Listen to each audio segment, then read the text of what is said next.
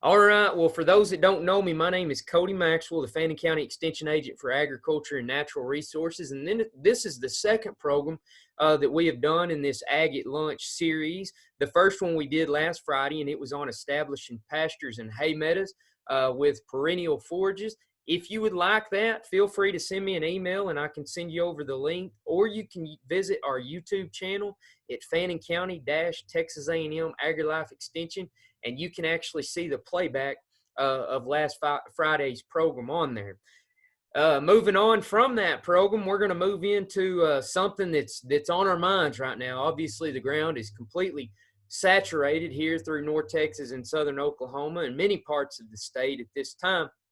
But with the ground temperature that we're experiencing, the high temperatures that we're experiencing during the day, and these low temperatures starting to warm up, we're starting to see not only Bermuda grass green up, but our warm season perennial forages. And along with that comes those dreaded weeds that we experience that prohibit us from achieving the yield potential that we would so desire with our pastures or our hay meadows. And so we wanted to kind of get ahead of the game. I know the ground's saturated right now, and we still haven't had those late season weeds emerge yet, and we're experiencing the early season weeds right now.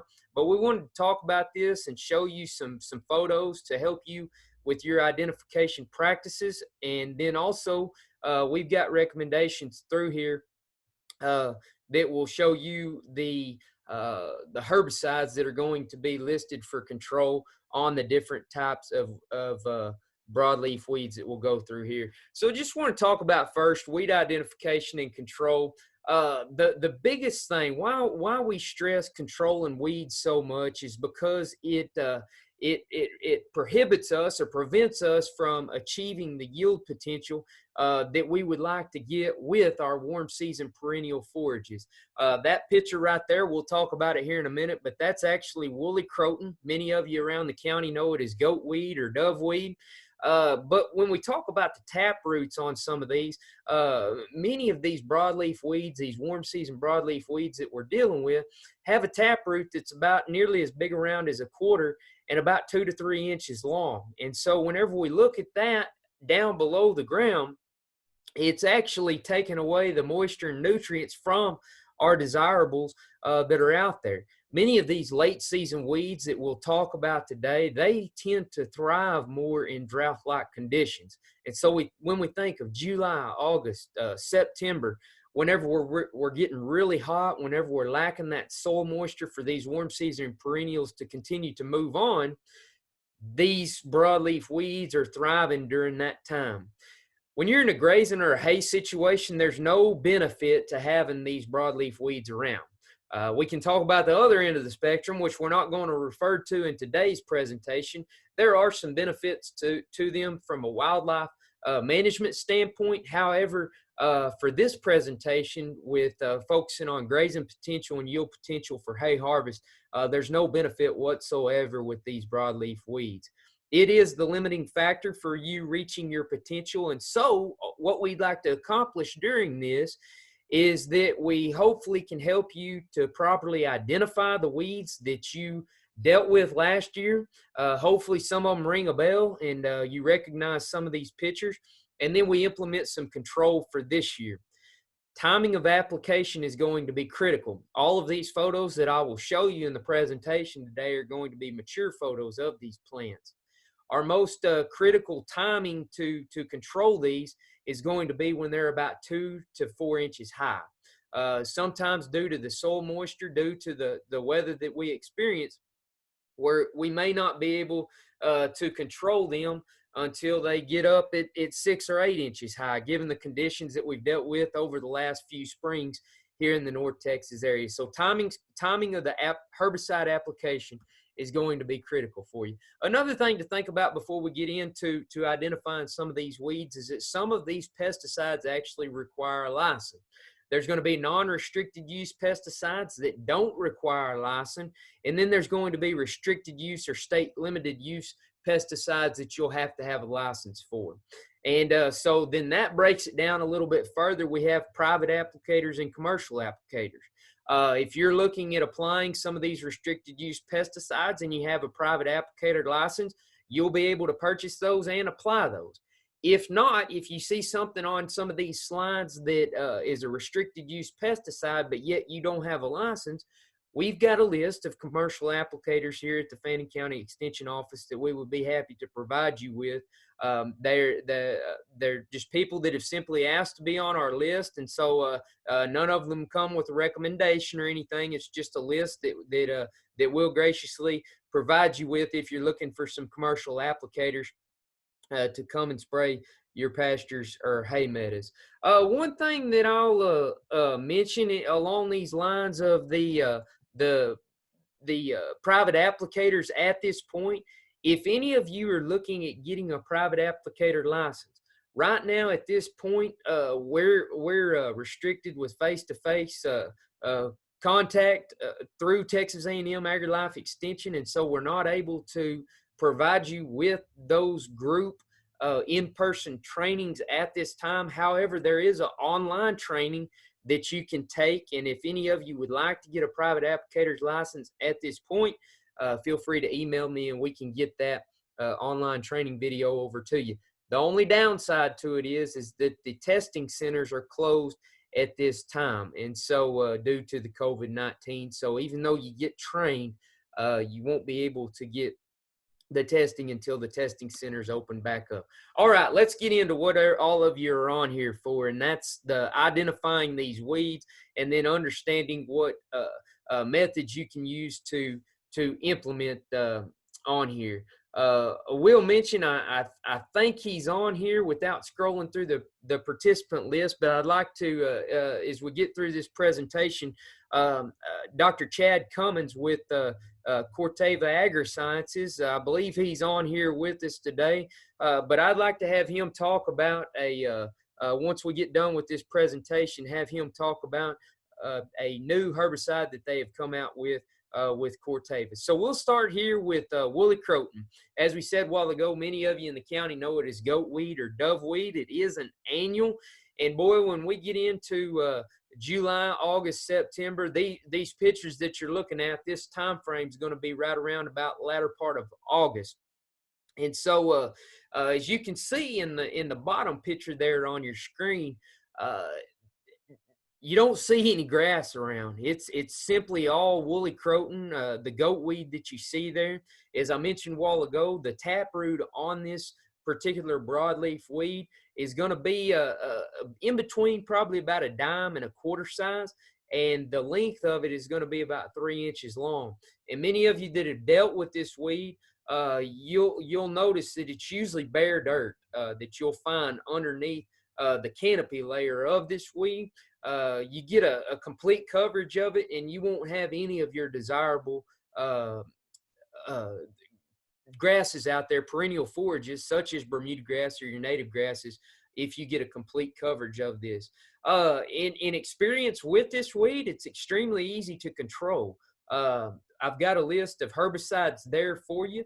2,4-D, Graze On Next, Weed Master, Cimarron Max, Cimarron Plus, Chaparral. We'll mention, and you'll see the notes out there besides Cimarron Max, Cimarron Plus, and Chaparral. Some of those in the more alkaline soil types in Fannin County, you don't have to deal really with Bahia grass. We don't see it a lot once you get south of 82. But when you get into more of those acidic type soils, up on the areas that are closer to the Red River, we see a lot more Bahia grass in those areas. And so if Bahia grass is a desirable perennial forage for you, then you want to be very careful, and you don't want to use Cimarron Max if Bahia grass is your warm season forage, because Cimarron Max, Cimarron Plus, and Chaparral will destroy Bahia grass. Woolly croton, we'll end with it saying that it's extremely easy to control if you get it at the right time. You want to make sure to get it in between that about 2 to 6 inch stage to have effective control on it. This next one here is broomweed. It's an annual weed as well. As you can see, once you get a complete coverage of this weed across an area, a pasture or a hay meadow, there is nothing else that will grow. You can kind of see amongst that picture there in the open areas, we've got some spurge coming in. And so spurge is something that tells us if you look down real close to the soil layer there in that picture, that's what the little green that you're going to see usually comes in compacted type soils. And you see in this area right here, we can tell that that's a really compacted soil there. That broomweed, its taproot's going to be very similar to that of woolly croton that we described. When it comes up, it's got kind of a tree type canopy to it. And so timing's critical on this one as well. If you don't, the later on it gets, the more difficult it is to control. And you can see the later that it gets there, the less you're going to have any of those desirable forages come in. Exact same list as we have for woolly croton right there. This next one, marsh elder, it's an annual weed. You may have heard it called sumpweed before. This is one, whenever we have a wet spring, this one can be your worst enemy. It's going to come in. It gets its name for a reason, marsh elder. You'll usually find it in those low-lying areas that hold water. And so in those blackland type soils, this weed's going to be a little more prevalent in those areas. Not saying that you won't see it in the more acidic type soils, the more sandy type soils, but it's going to be more prevalent in those more alkaline type soils because they tend to have a higher water holding capacity. It's one, when you see it get established in an area, you won't have any grass that will grow in that area. You can see in this picture, we've got some grass that's coming up through there, but in many areas in the county where we see marsh elder, it usually takes over and takes over pretty good. Exact same list over there that you'll see as far as what we mentioned on the woolly croton and the broomweed. Bitter sneezeweed, this is probably one of the smaller broadleaf weeds that we'll see in this presentation, and more of the smaller one that you'll experience on your place. Many times when I hear this one described over the phone, whenever we're looking at identifying weeds for people, many people describe this as a small Christmas tree before it actually develops that yellow flower on there that you'll see. And so it's another one that, boy, when it takes over, it will take over an area fast. And it seems like if you have it in one spot one year, the next year it just seems to multiply itself exponentially. Pretty easy one to control. One thing that I've kind of seen with this one and experience with it is that on some of these herbicides that you use, it seems to take a little bit longer to kill this one than it may the woolly croton and the marsh elder. When we compare it to those, it seems like this one just takes a little bit longer to get a kill on right there. But as you see, it's the exact same list as we mentioned before. Horseweed, also known as mare's tail. We're starting to add in a few different herbicides here. As you see, Weedmaster 2,4-D, Grazon Next. We've added Grazon P plus D to this list. Pasture, Surmount. Same thing goes for the Chaparral and the Cimarron Max on this one.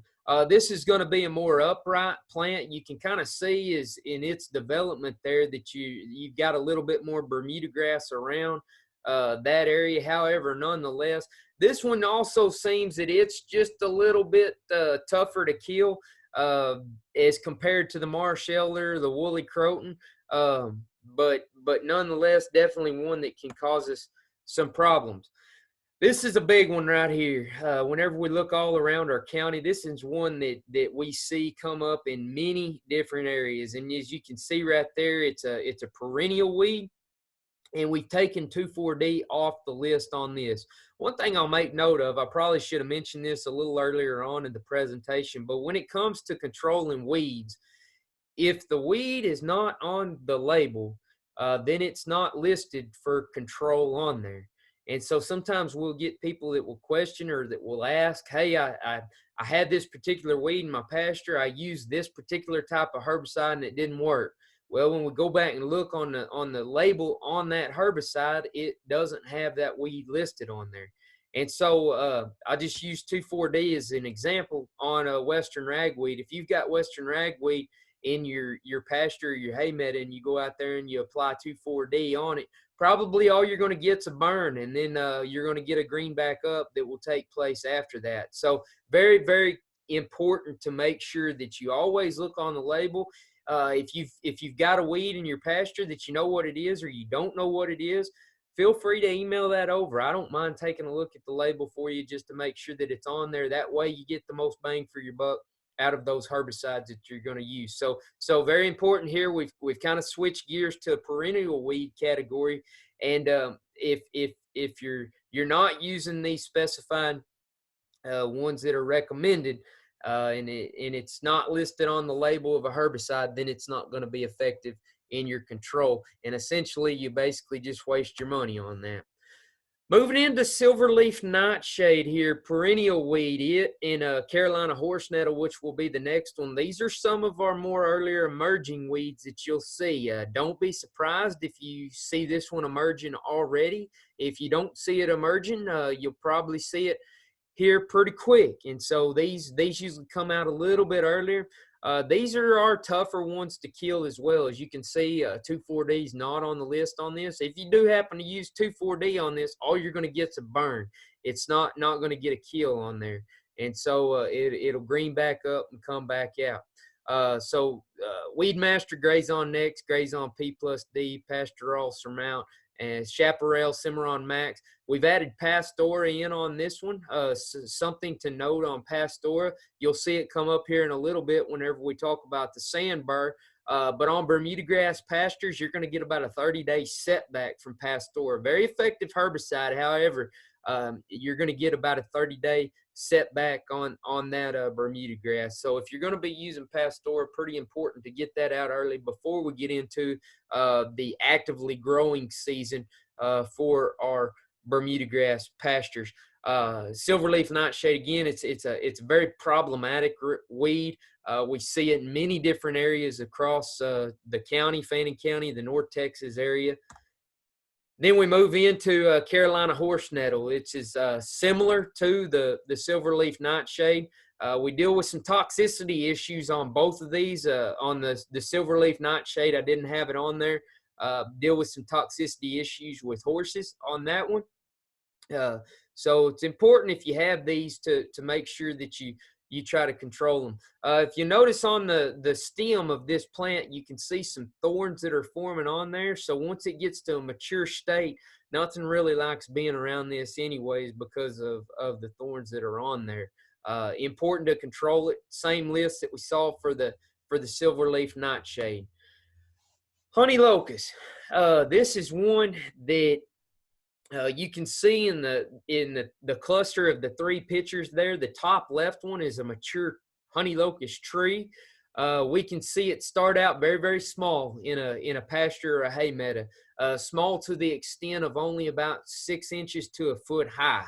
May be difficult to notice if you have a lush forage out there, but one that can take over a place in a hurry. If we're not managing these pastures and hay meadows properly, and you get some honey locust encroachment on a place, what will end up happening over about a 5-year period is the whole place will eventually be honey locust. So if you have this one, it's extremely important to implement some control out there. And also, I'll mention that we talked about managing our pastures and our hay meadows. Extremely important. We talked about it last Friday, but getting a soil test done on those pastures and hay meadows, if you haven't already, make sure that you're doing that on a hay meadow basis. We like to do that once every year, preferably at the first of the year. That way you can be ready for that initial herbicide or initial fertilizer application.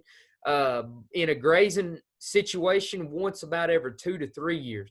If we're promoting good fertility within that soil, then we're promoting health and vigor of the desirable plant that we have out there.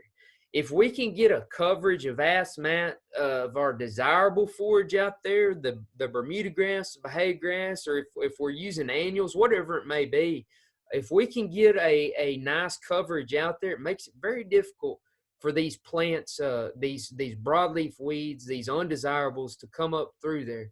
And so when we look at the health and vigor of the overall property itself, understanding the fertility in that soil is key. Going back to the honey locust here, we've taken a few off of the list here. Graze on Next, Chaparral, Remedy Ultra, and Surmount.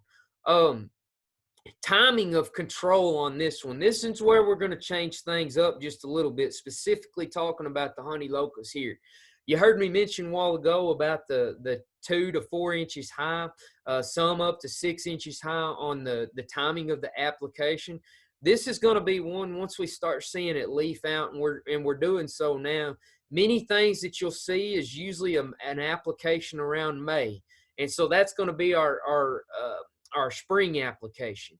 It's very, very, very important whenever you're controlling honey locusts that when you spray it and when you see the leaves starting to die or to drop, that you don't cut that plant down or you don't shred it, because we haven't killed the root system yet.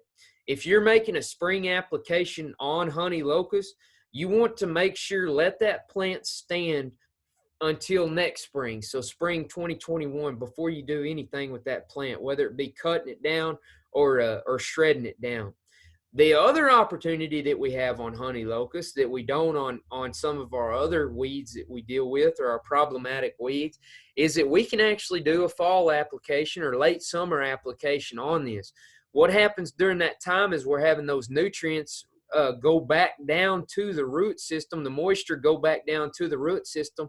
So when we do a foliar application of this with these systemic herbicides that we're using, it's going to carry that herbicide back down into the soil, or back down into the root system, and essentially kill out that root system. So we have the advantage with the honey locust of doing a late summer fall application on this, is the moisture nutrients are traveling back down. If you do that, there again, it's important to make sure you let it stand until the next spring. That way you can see the percent kill that you get on it. Field Sandbur. This is one that early detection is key. Some options that we have with this field Sandbur is we can actually make a pre-emergent application for control. The only pre-emergent that we have available to us for the field Sandbur is going to be Prowl H2O, and then the post-emergent herbicide that we have is Pasture. We typically see field Sandbur or grassbur in more of the acidic type soils, so more of the sandy soils. It's very problematic as you get on the north end of the county. We don't see it as much in the more alkaline type soils. Not saying that you won't experience, because we've had people that have called and have dealt with field Sandbur and alkaline type soils, just saying that it's more prevalent in the more sandy type soils.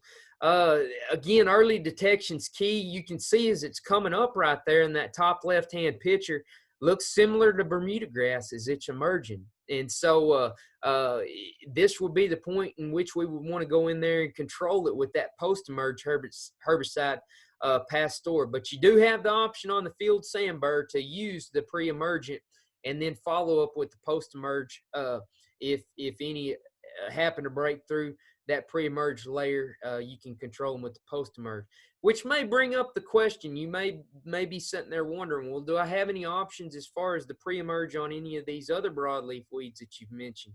All of those herbicides that we have showed to you in this presentation are going to be post-emerge herbicides. And so you're going to want to let it get up to 2 to 4 to 6 inches high before you do any control on the broadleafs that we've mentioned here. Johnson grass. Some of you may be wondering why I have this one in here. It may be your desirable forage that you have out there. In some cases, especially Bermuda grass, pastures, and hay meadows, this can be a nuisance. We see it many times where we've fed hay in the past. You end up seeing Johnson grass come up in some of those areas if you fed Johnson grass hay, which creates an excellent opportunity for you to go in there and spot spray with glyphosate. So you do have that opportunity with this with spot spraying. Some of you may be questioning, well, I've got Johnson grass coming up as my Bermuda grass is greening up. What opportunities do I have there? Well, if you're going to be using glyphosate, there's opportunities for a wick wipe. Where we can let the Johnson grass get up over the Bermuda grass. You see this take place many times on our roadsides, but you can go in there and actually wick wipe that Johnson grass, basically coat it with glyphosate, and then be able to kill it then. If not, we bump back up to the outrider. It's listed for control for Johnson grass in Bermuda grass pastures and hay meadows. You will injure your Bahia grass if you have Bahia grass that you're utilizing with the outrider. Same goes for the Pasture. Again, remember on Pasture, the later we get in the year, the more difficult it becomes for your Bermuda grass to bounce back quickly. As we said earlier, it's about a 30-day setback on your Bermuda grass when using Pasture. So very important to utilize it for control earlier on in the season. Crabgrass. This is one, whenever I think of crabgrass in a pasture situation, I'm thinking fertilize it and utilize it. When we look at a digestibility standpoint from crabgrass, you can see the size of the leaf. Whenever we look at digestibility and talking about leaf to stem ratio, the more leaf that we have and the less stem that we have, the more digestible a plant is. And so crabgrass is one that if we harvest it right, if we're utilizing it correctly, extremely digestible. If you're in a hay situation, if you're strictly 100% clean Bermuda grass hay, crabgrass is your enemy. If you're baling Bermuda grass hay and you're in if your main market is to cattle producers, having a little crabgrass in there is not going to hurt you at all. Might even potentially, if you harvest it right with the Bermuda grass, increase some of that digestibility that you're going to see. So some options for control that you have in here is Prowl H2O as a pre-emerge. If you're going to put that down, usually February time frame is the time frame that we want to put down the Prowl H2O. And then also should be applied prior to a rainfall event to activate that pre-emerge. Glyphosate's another one that you use. The only thing that you run into with the crabgrass and Bermuda grass fields is they're both going to be greening up at about the same time. Crabgrass is going to be listed as an annual, and so Bermuda grass is going to be greening up. Crabgrass is going to be emerging. And so glyphosate, there's some challenging issues right there. However, glyphosate will work on the crabgrass, and then Pasture on crabgrass as well. Dallis grass, another one right here. Some of you may be looking at it and saying, well, that's what I've got all over my pasture, and I don't look at it as a weed. And, I agree with you completely there. If managed properly, Dallis grass can be an amazing forage to graze. However, the one thing that we have to pay attention with on it is that when it does develop the seed head on there, we have the opportunity for the ergot toxicity, for this ergot to develop. Once livestock consume it, particularly we see it many times, or we see it in cattle situations where cattle will develop this, and they actually will get, it's described as drunk staggers, basically, is what they look like whenever they're going around. If that happens, obviously we want to have a vet on standby, but usually getting that animal up, isolating it in an enclosed environment, and feeding it hay will clear that ergot toxicity up. We've got glyphosate listed right there. One advantage that you have if you're looking to eradicate or to get some control on Dallis grass is it's going to stay green longer than Bermuda grass will after that first killing frost.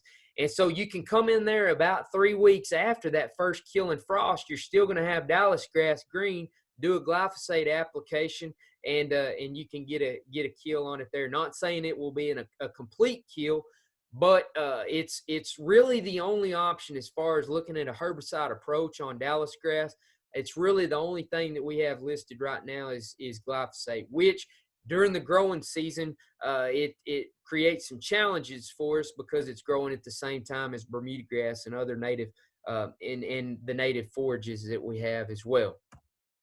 So that was the last weed that we're going to talk about here. I would like to make mention of information for this slide, and I apologize. I've got a bulleted point right there. That was actually taken from another slide, but all of the information in this particular slide on weed identification and control information was obtained from foragefacts.tamu.edu. That website's right there on your screen. I encourage you to visit it today if you haven't already, and go on there and subscribe. You can subscribe to the weekly blogs that are excellent forage specialists that we have, Dr. Vanessa Courier-Olson.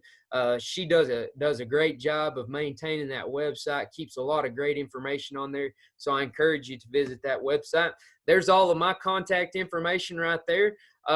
During this time that we're experiencing right now, we've tried to increase our online outreach opportunities.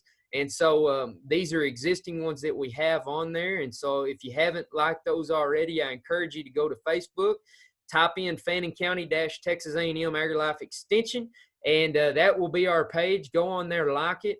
And we've been trying to put something up every day during this time that we're going through. And even once things get back to normal, we'll continue to make sure that we're putting timely information up there for you. We do have a YouTube channel, Fannin County-Texas A&M AgriLife Extension. You can go on there. We've got some videos that are on there, slideshow presentations on forage and cattle production. And then you can search Spotify and Apple Music podcast. If you'll type in Ag 30 on there, as you see on your screen, we've got several podcasts that are on there from our weekly market reports, which we post those on a weekly basis. So those change each week as we deal with the national and the global markets for wheat, corn, soybean, cotton, and cattle. But Texhoma Cattleman, that's on there, you can go back. I think we started putting those on there back in September or October of 2019, and you can go back and watch or listen to several of the Texhoma Cattlemen that will still be current in the time that we're dealing with today. With that, I would like to certainly thank everyone for tuning on today. At this point in time, Chad Cummins, are you on here with us today? You bet, sir. All right, Chad, if you don't mind, would you, if you have anything to add, you're an excellent resource that we have here in Fannin County. If there's anything that you would like to add to this presentation, I know you deal with this on a daily basis as well. Feel free to do so. Also, if you don't mind, I know y'all have got a new product out, and if you don't mind talking about that. You bet. I'll just kind of verbalize it. I do have some slides to show, but just in the essence of time, I'll go ahead and verbalize it. Number one, great job, Cody. I appreciate all that information. And I know each one of us may have heard that once or twice throughout our lifetimes, but, you know, thinking about those weeds and getting that proper ID is always important, and some of those helpful facts there as well. So one of the things that we do have coming down the pipe is a new herbicide that just got registered actually last fall and is now registered in the state of Texas and in Oklahoma as well, is Duracor herbicide. And many of you may have seen some snippets about Duracor, whether that be on Cattleman to Cattleman or other RFD programs where you might have seen an advertisement. We've also had it in several extension documents and such throughout time. But Duracor is a brand new herbicide, and it actually combines some of our existing chemistry, a component of Grazon Next herbicide, and puts that with a brand new active called Rinskor. The neat thing about Rinskor is that, number one, it's a non-2,4-D, non-dicamba based component, and it really is a very, very low use rate component as well. So that gives us a lot of ability to utilize mixtures of different things, whether that's straight UAN, putting it onto dry fertilizer. We also can mix other actives in there with it if we need it, whether that's for increased brush control or maybe a specific weed problem that we have. But the X rate for that herbicide is going to be 12 ounces up to 20 ounces. So more or less kind of half the rate that we were using in the past with Grazon Next. So we're excited about this. Again, it is registered now. It is on the shelves in some of our distribution partners around the area, with Helena or Winfield over in Honey Grove and Paris. I know that El Dorado down in Whitewright will have some. And so if you want to look for that one, number one, it's going to be a neat one because we don't need a pesticide applicator license anymore with that deletion of the 2,4-D out of there. And number two, it just provides us with a whole lot more weed spectrum, jumping up to about 140 weeds on the label, and some of those harder to get ones like, as Cody pointed out, the marsh elder and some of the other tough to control weeds. And we've done quite a bit of that marsh elder research actually here in Fannin County. So we're excited to bring that product back close to home. So Cody, with that, if you want to open it up, or I will, for anybody, if you have any questions. We've got I think, go ahead. We've got some in the chat box here, Chad, and it just, give me just a second. Yes, I can spell the name of that. That's actually Duracor is Duracor. Duracor. And then, Chad, is it no grazing or hay restrictions on that, or are there restrictions? So there are no grazing restrictions whatsoever. We do have grazing tolerances for the herbicide, and so you can basically spray it with cattle in other parts of the pasture. They can graze it right after that. The one thing I will say, and Cody, you can back me up, I'm sure, on this, is that many times we want to try to give those weeds a little bit of time to die down prior to hammering them, number one, so that we allow that herbicide to translocate all the way down through that root system, as Cody was talking about. That's particularly important for those perennial weeds and brush. But the other part of that is just that we want to make sure that those weeds die down prior to getting parts of it nibbled off, or otherwise they'll be taking the herbicide with them. It's not toxic. It's just not going to allow you to get your best benefit out of the application. So no grazing restrictions, and then haying restrictions will be very similar to what you saw with Graze On Next. We'll have a 14-day pre-harvest interval for the hay, and then we will need to allow some special considerations for that hay when we move it off-site. We can do whatever we want to on our place. When we hay and then sell that hay off our farms, we just need to allow folks to understand that we've applied a residual herbicide there. And then very similar to what you saw with Graze On Next as far as the haying restrictions go. And we do have supplemental labels that will be in place for Duracor in that use of the hay off-site. Another question in the chat box says, where to purchase it from? Okay. I'm not going to call out any specific companies, but I will say that most of the places where you've been able to get Graze On P+D or Graze On Next, you'll be able to get this new Duracor herbicide as well. So all of those retail locations, as well as our distributor partners, like I said, in Honey Grove and in Paris, and in Whitewright, all of them will have the herbicide. Should be having some of the smaller 2-gallon size containers now, and then we'll be getting the bigger containers as they come available yet this year. All right. Any other questions from anybody? Feel free to unmute your mic, or you can type it in the chat box there. But Chad, certainly appreciate you being on here today and bringing us the information that you've brought and helping answer questions as well. You bet. Yeah, I see one more there on the chat, and it's who's the manufacturer. That's Corteva Agriscience, Corteva, and we used to be Dow Chemical and DuPont Chemical. We just combined and formed that new company of Corteva. You may say again, Chad, you were talking about allowing it to get into that root system. That was a question that we got in the chat box. Maybe just mention that again.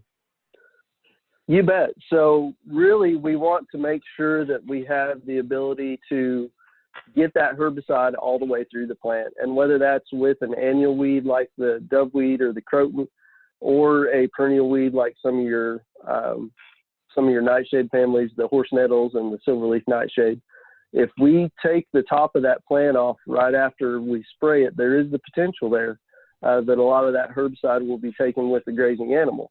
Again, that's not toxic to the animal, but what we're doing is losing that herbicide from getting down into the root system. So I totally understand that in most cases we're going to be spraying these herbicides with cattle out in the same pasture. And the possibility of those cattle grazing on the target weeds that we're trying to get control of are generally pretty low. They're going to be going after the grass. But the key there is if we do have a lot of weed pressure, we have a lot of grazing pressure, and we don't have much else for those cattle to graze, there is the potential that they'll start grazing the weeds as well. So we definitely want to try to dissuade that as much as possible. And that's, again, not from the health of the animal necessarily as much as it is getting our bang for our buck out of our herbicide. But now there are certain instances, and we do have a little bit here in the county, but not a whole lot. But some weeds will become a whole lot more palatable and can potentially provide a toxin to the animals, but many of those are not in our area. But there is that possibility, again, if the site is very heavily overgrazed. Make sure I understand this question right here, Sarah. Is that in reference to Duracor? Yes, I know when we've done 2,4-D in the past, we couldn't get near our fruit trees or vegetable gardens. So I was just curious because my pastures bump up to my house and fruit trees. Is there any restrictions of this spray being a certain distance away, or is it okay and it won't hurt them? Yeah, so that's a really good question. Again, many of the things that we do for most pasture herbicide applications, as far as our best management practices, I would still want to utilize those with any new chemistry that comes down the pipeline. That being said, the 2,4-D is not in there. This formulation is a relatively, we call it practically non-volatile, because since it is a herbicide, the EPA will not allow us to call it non-volatile, but we do fall into that practically non-volatile category. There is no buffer statement on the label, but I would very highly recommend staying outside of the drip line of any of those trees, number one, and just use good sound judgment when you're making those applications to make sure that the wind is moving away from any desirable tree species. And that way we can keep from having any kind of physical drift move on to those plants that we don't want there for sure. Any other questions? Great questions, by the way. Everybody's paying attention even right after lunch. Well, before many more sign off, I just want to make some comments real quick, and we'll definitely stay on here for questions after this. But everybody that was on here, you'll be receiving an email with a survey link. If you don't mind, if you could please complete that survey, we'll try to make it just as short as possible. Shouldn't take any more than a couple of minutes to complete that. So if you don't mind, if you could please complete that whenever we send it out. We're also going to have another Ag at Lunch webinar tomorrow, April the 1st, that will take place at 12:30 p.m. again, and that will be on insect pest of pastures and hay meadows. We're going to identify the pests that we deal with in our pastures and hay meadows is from an insect standpoint and how to control those. So we'll make sure and send out the link. It'll be a different link to attend that meeting. I'll send that out later on this afternoon. But appreciate everybody. I know everybody's had to make some adjustments in the time that we're going through right now, but first and foremost, make sure yourself and your family's taken care of. If you need any information from us as far as the current recommendations, feel free to email me and I'll be happy to send that to you is concerning COVID-19. And things are continuing to operate as usual up here as of right now. We've been recommended to keep our door locked and not have the face-to-face contact. However, any emails that you may have, feel free to send those over with questions, or you can give me a call at our office line here, 903-583-7453. Feel free to do that. We're in a time right now where things are really starting to amp up as far as our entering into our growing season, entering into we're underway with spring calving right now. We'll be getting into spring works here pretty quick. And while mentioning that, our after we finish tomorrow's program, we're going to move into a beef cattle series after that. We'll send more information out on that to your emails. And so, again, appreciate everybody tuning into this. I know we've had very positive comments from this. I know it makes it a little bit easier for people to be able to just log on rather than actually having to drive to attend a meeting. The only kind of a note of humor, I guess you could say, the only negative comments that I've heard is that I understand some people have missed the chicken fried steak lunches and the donuts. So that's the only negativity that we've heard so far. But appreciate everybody making these adjustments and still supporting our educational efforts through Texas A&M Agri-Life Extension. With that, we'll open it back up for questions. And again, I appreciate Dr. Chad Cummins for being on here with us today. If anybody has any questions, we'll be on here just a little bit longer. Hey, Cody. Yes. I've got a question on, like, let's say briars and stuff on the fence lines. Will 2,4-D or Grazon kill those, or do you need something special? Chad, and if you want to weigh in on this, feel free to. As far as the fence rows, we're probably going to switch more to our woody control herbicides. Chad, does Grazon Next have greenbrier on the label? I can't remember right off the top of my head. If it does, it would be only for suppression. And Okay. I will say that you're spot on, in my opinion, Cody, that switching over to more of those brush type herbicides, whether that be Remedy Ultra or Pasture Guard or some of our other components that are out there, those are going to be the ones that give you the best opportunity for control. I will say that James Jackson out of the Stephenville office, and I think he's come up and talked to the group several times, but James has done an extensive amount of work on greenbrier control, both on fence lines, but also out into pastures as well. The bad news is that he hasn't found the silver bullet yet, one that's going to just give all-out control all of the time. But a mixture of Grazon Next and Pasture Guard or Remedy, or Chaparral and Pasture Guard or Remedy, provide the best pseudo control, if you want to call it that, that you can find. And I would highly recommend, instead of using an NIS, which a non-ionic surfactant, which is what we normally use for weed sprays, with greenbrier in particular, it has such a waxy layer on that leaf that I would recommend using an MSO or a blend. And those are typically a couple of dollars more expensive, but they really help that herbicide get through that cuticle layer and get into the plant for better control there. And I'd also recommend spraying as soon as that plant gets a full leaf on it and not waiting too much longer into the season, because as you move into those hotter, drier months, that waxy layer gets thicker and thicker on that leaf. Okay. And Thanks, Tim, Yes, if you sir. want to send an email, and anybody else that may have that question too, we've got some studies that have been done on fence row demonstrations, and so feel free to send me an email, and I can get those over to you. One thing to kind of make note of on these woody species that we deal with, not only the greenbriers, I think we can get into our blackberries, our dewberries, things such as that. Many times whenever we try to control these in a pasture situation, and whether it be with the herbicides or shredding, one thing to make note of, if we don't allow that herbicide to systemically work down through that plant into the root system, and we come in and try to mechanically take care of that through shredding, we're basically just aggravating the plant and kind of making it mad, you could say. And so it usually comes back tenfold. You probably noticed that before if you've tried to control greenbriers, blackberry vines, wild rose is another one that we deal with.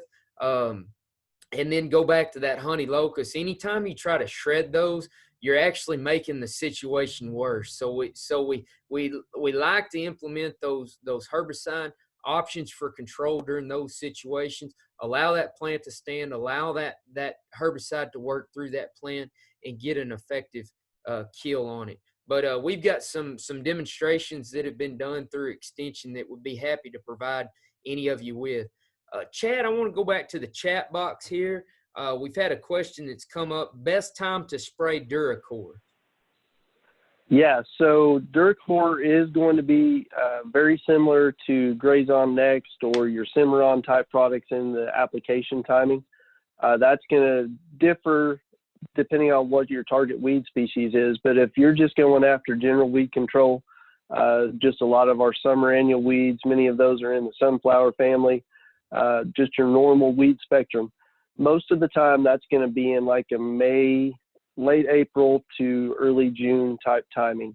And it differs every year. I'm going to go out on a limb, Cody, and guess that this year is going to be earlier than most because it's getting so warm and we never really had a true cold spell to knock everything back. The soil temperatures are already getting up there pretty high, and we've got plenty of moisture. So I'm going to guess that this year is going to happen quicker than later. And right now we have a whole bunch of cool season forbs up, mustards, and some of our other, oh goodness, I forgot, chickweeds and that kind of stuff that are up right now. We can spray Duracor right now, and I know that there are some applications going on in different parts of the state right this second, but a lot of those are going to be targeting those early spectrum of weeds. And we will get some residual control out of this herbicide, but if we want to truly target those summer annual weeds, I would suggest waiting until that like April to June timeframe, and that allows us to really get most of those weeds up and actively growing. Because again, this is primarily a post-emergence herbicide, so you want to have all those leaves up and actively growing at the time of application as much as possible. And one thing that we'll make sure to mention, we can't say this enough, that when using and applying these herbicides, remember to follow the label, to follow the labeled rates, because the label is the law. And so make sure you're not steering away from that label at all, because it is the law. So make sure to read and follow the label. Any other questions? Very cool. And I'll add to that the Duracor label is now out on the internet. So if you guys just Google that name, you can get to our website, and or CDMS is a great place to get labels off of as well. It'll have that main Section 3 label, and it will also have some of the supplemental labels that go along with that for hay use and that kind of stuff. But on that Duracor label, something we've done a little bit different with this label that we didn't do with Grazon Next or others in the past is we have our main weeds label portion, but then after that we have some specific instructions for some of the weeds, marsh elders one in particular, some of the other weeds in there that may require a little bit more information on exactly how to get the best control on those. That could be timing, that could be tank mix partners, or maybe adjuvant systems to use. But if you look beyond that weeds list, there'll be another small section that goes into specific weed information. Any other questions?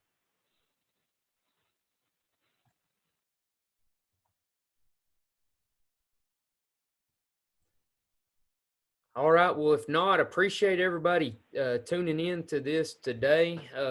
We'll be back tomorrow at 12:30 talking about insect pests of pastures and hay meadows, and we'll be talking about how to properly identify them, their effect that they have, the economic damage that you can experience with those, the potential yield loss, and then we'll be talking about the control as well. And got a question in here. Can you send the presentation? If y'all could individually send me emails, I'll be happy to send you that presentation out. And so if you're needing the presentation, send me an email. I'll get that over to you. Chad, again, thanks for being on, and we'll look forward. I'm going to stop the recording, and we'll look forward to seeing everybody at the next presentation.